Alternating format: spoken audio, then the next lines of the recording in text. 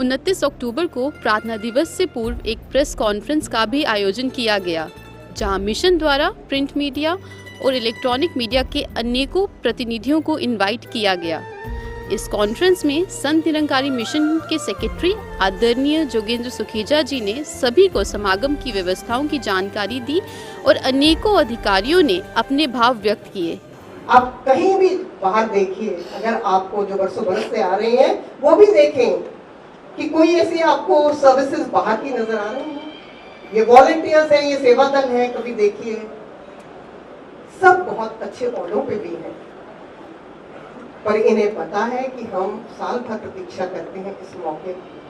तो हम आत्ममंथन करें और सोचें, अगर हमारी इस यज्ञ में जरा सी भी आहुति लगी तो बहुत ही हम खुशनसीब होंगे। इसी प्रकार आप सबकी भी इस यज्ञ में आहुति, और आप यहाँ पर आए, आपका फिर बहुत बहुत शुक्राना।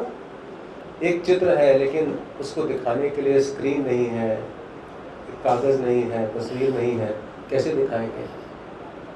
माध्यम बहुत ज़रूरी है और आप सभी माध्यम हैं, इसीलिए आपका शुक्राना भी है, स्वागत भी है और ये विश्वास भी है कि यहाँ जो एक आत्ममंथन की, जैसे भी आपने बहन जी से सुना कि सद्गुरु माता सुदीक्षा जी महाराज ने इस वर्ष हमें विषय दिया आत्ममंथन।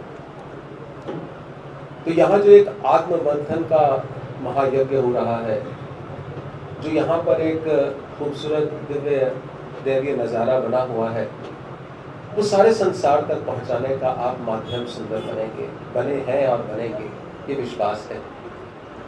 चाहे इस समागम की थीम का विषय हो आत्ममंथन, चाहे इस विषय को अपने जीवन में अपनाने की बात हो कि कैसे इसको अपनाया जा सकता है और किस प्रकार इस आत्ममंथन को करते हुए लाखों लाखों के श्रद्धालु भगत जो विश्व के कोने कोने में अपना जीवन जी रहे हैं, उनकी बातें अभी हमने सुनी और दास बैठा बैठा महसूस कर रहा था कि आपका और हमारा काम तो सेम ही है। हम भी जगाने का प्रयास कर रहे हैं और आप भी जगाने का प्रयास कर रहे हैं। तो जब दोनों लाइक माइंडेड लोग मिल जाएं तो एक ऐसा कम्बिनेशन बनता है जिससे बहुत सुंदरता लाई जा सकती है। तो इस जगाने के प्रयास में इस समागम का आयोजन हो रहा है।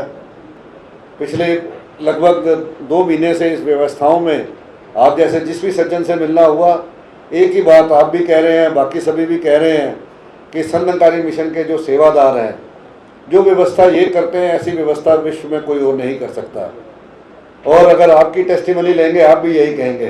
तो ऐसे लगभग 1 लाख सेवा दल के महात्मा जो ना केवल हमारे इस परिसर के अंदर, परिसर के आसपास उसकी रख रखाव, उसकी सफाई, ट्रैफिक मूवमेंट, हर बात का ध्यान रखते हुए वो सेवाओं में लगे हुए हैं।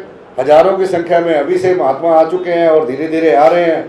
तो उन सेवादारों की सेवाओं की जो बुरी बुरी प्रशंसा ना केवल प्रशासन बल्कि हमारे सिटीजन्स भी लगातार करते आ रहे हैं। तो इन व्यवस्थाओं को सुंदरता का आप आने वाले दिनों में खुद अपने आंखों से देखेंगे जब सद्गुरु माता सुदीक्षा जी महाराज का आगमन 31 अक्टूबर को इस परिसर में होगा। उनका स्वागत यहाँ लाखों का निरंकारी परिवार और हमारे बाकी सभी भाई बहन मिलकर करेंगे। उस मौके पर भी आप आएंगे, आपका स्वागत है। मीडिया कर्मियों ने भी मानवता के कल्याण के लिए किए जा रहे निरंकारी समागमों की सुंदर रूपरेखा की प्रशंसा की और संसार की भलाई के लिए सद्गुरु के इस विजन के लिए उनके प्रति आभार व्यक्त किया।